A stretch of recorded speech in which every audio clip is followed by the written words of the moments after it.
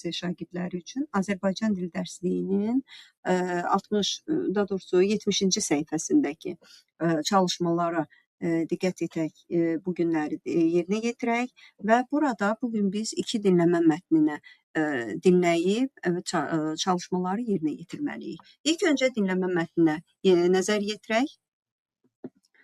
İlk öncə İbn Sina və müəllimin mətnini oxuyuruq. Daha doğrusu mən oxuyuram, siz dinləyirsiniz. Belə rəvayət edirlər ki, yenə də ilk sözümüz belə rəvayət edirlər. Deməli, biz danışdığımız mətn rəvayətdir. Belə rəvayət edirlər ki, İbn Sina ilə birlikdə Ömər adlı bir uşaq oxuyurmuş. Ömərin atası tez-tez müəllimin yanına gəlib oğlunun təhsili ilə maraqlanırmış. Bir dəfə müəllim sinifdə Ömərin atası ilə söhbət edərkən İbn Sinanı tərifləyib nümunə göstərir. Ömərin atası etiraz edir. Axı onlar eyni sinifdə oxuyurlar, eyni müəllimdən dərs alırlar. Bu necə ola bilər? Müəllim uşaqlardan xahiş edir ki, onlar bir qədər dəhlizdə gözləsinlər. Özü isə İbn Sina ilə Ömərin döşəkçəsinin altına dəftər qoyur. Sonra uşaqları sinifə çağırır. Sinifə qayıdan uşaqlar öz yerlərində əyləşirlər. Ömər heç nə hiss etmir. İbn Sina isə narahat görünür. Müəllim soruşur, uşaqlar, bir dəyişiklik hiss edirsinizmi? Ömər cavab verir, xeyr müəllim, nə olub ki? İbn Sina isə deyir, bilmirəm, ya mən böyüdüm, ya da tavan aşağı gəldi. Burada deməli İbn Sina və müəllimin mətnində İbn Sinanın çox həssas hissiyatı və belə deyək də dəyişikliyi hiss etməsi diqqətə çarpır. Digər mətndə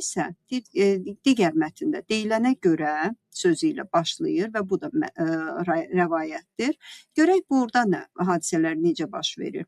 Deyilənə görə bir gün İbn Sina dəmirçixanaya gedir. Bu zaman bir uşaq dəmirçixanaya girib deyir, usta, anam deyir ocağımız sönüb, köz versin. Usta uşağın əlinə baxır, get bir qab gətir, ovcunda aparacaqsan. Uşaq qətiyyətlə cavab verir, aparacağam, sən od ver.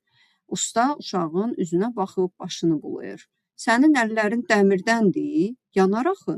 Yox, dəmirdən deyil. Usta baxdı ki, uşaq tərsli gedir. Maşa ilə kürədən qıpqırmızı bir köz götürüb uşağa tərəf uzadır. Uşaq yerdən ovcuna torpaq yığıb ona sarı uzadır. Qoy torpağın üstünə. Usta mat qalır. Kənardan bu hadisəni izləyən İbn Sinanı da heyrət götürür. Uşağın ağlına heyran qalır. Alim uşaqdan soruşur, sənin adın nədir? Bəhmənyardır deyib uşaq qaçaraq gedir. Belə deyirlər ki, İbn Sina həmin gündən Bəhmənyarın valideynləri ilə görüşüb, təlim tərbiyəsini öz üzərinə götürür və onu bir alim kimi yetişdirməyə başlayır. Dinləmə mətnimizdən sonra keçirik tapşırığımıza. Deməli, tapşırığında deyir ki, qeydlər götürməklə İbn Sina və müəllimi və İbn Sina və şagirdi mətnlərini dinləyin. Qeydlərinizə əsasən fikirlərin hansı mətndə olduğunu müəyyən edin.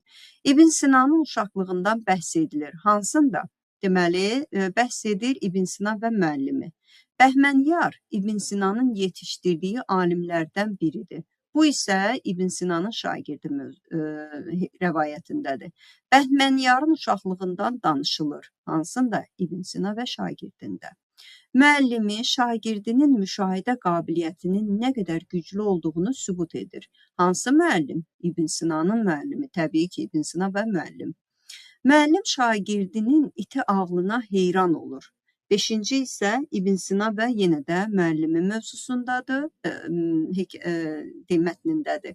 6-cı da hadisələr məktəbdə baş verir. Bu da İbn Sina və müəllimi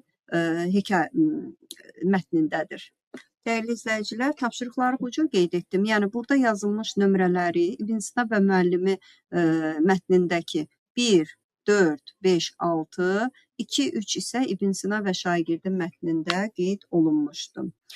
Tapşırığına baxaq, aşağıdakı illüstrasiyaların hansı mətnə aid olduğunu müəyyən edin və həmin epizodu danışın.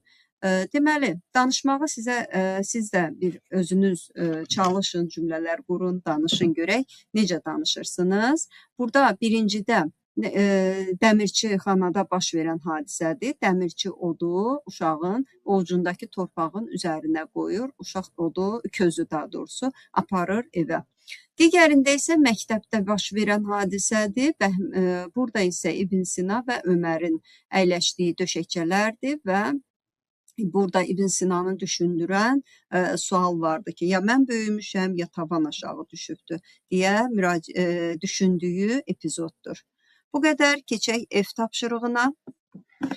Ev tapşırığında deyilir, dinlədiyiniz mətnlərin rəvayət olduğunu əsaslandırın. Biz bunu artıq rəvayəti oxuyanda dedik, ilk başlanğıc sözünə əsasən. Sizcə bu rəvayətlərdə İbn Sinanın hansı xüsusiyyəti vurğulanır?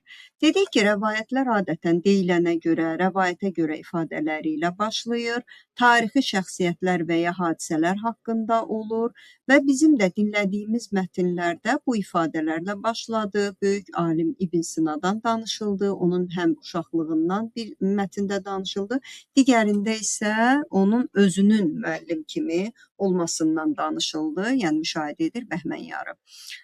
Digər tərəfdən isə hər iki mətndə İbn Sinanın güclü müşahidə qabiliyyətinin olmasından, zəkasından bəhs olunur. C tapşırığına baxırıq. Mətnə istinad edərək İbn Sina və şagirdinin ortaq xüsusiyyətlərini müəyyən edin.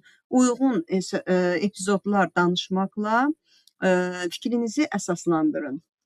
İbn Sina və şagirdi Bəhməniyar güclü müşahidə qabiliyyətinə və iti ağla mənsub insanlar idilər. Belə deyə bilərik. Daha sonra G tapşırığına baxırıq. Bu artıq qrup işidir, təqdimatdır və düşünürəm ki, bu təqdimatı hər kəs özü daha sərbəst, daha maraqlı, belə deyək, məlumatlar tapmaqla öz təqdimatını zəngin bir şəkildə yazıb təqdim edə bilər. Bu fəsildə İbn Sina haqqında aldığınız məlumatlara əsasən alim haqqında təqdimat hazırlayın. İbn Sina haqqında faktlar, təhsili, yaradıcılığı, fəaliyyəti haqqında siz həm dərslikdən, həm də əlavə olaraq başqa yerdən, mənbələrdən məlumatlar əldə edə bilərsiniz və İbn Sina haqqında rəvayətlər. Məsələn, İbn Sina şagird kimi, İbn Sina müəllim kimi, İbn Sina Loğman kimi verilmişdir. Buyurun, təqdimatlarınızı mənə də təqdim edə bilərsiniz. Mənim üçün də sizin təqdimatları baxmaq çox maraqlı olar. Bugünlük bu qədər dəyərli izləyicilər. Növbəti dərs izahlarında görüşənə qədər sağ olun, hər kəsə uğurlar.